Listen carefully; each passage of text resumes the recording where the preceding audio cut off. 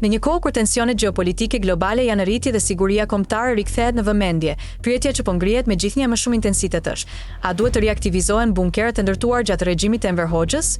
Rreth 173.000 bunker u ndërtuan gjatë dekadave të diktaturës komuniste, si pjesë e një paranoje masive për një sulm të jashtëm që kurrë nuk ndodhi. Enver Hoxha, i bindur se Shqipëria ishte e rrethuar nga armik imperialist dhe revizionist, urdhëroi ndërtimin e bunkerëve që mbuluan çdo mal, kodër e bregde të vendit, një projekt gjigant që konsumoi burime njerëzore dhe materiale, ndërkohë që populli vuante mungesat bazë.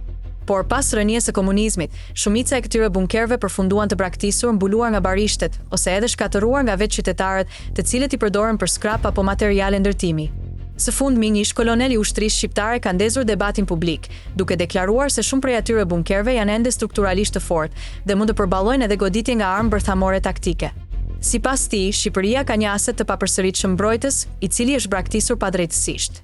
Ndërkohë që bota është në ethe për armët bërthamore, Shqipëria mund të jetë kombi me më shumë stre betoni për kokë banori në botë, një trashëgimi e një paranoje të shkuar, që sot mund të kthehet në avantazh strategjik.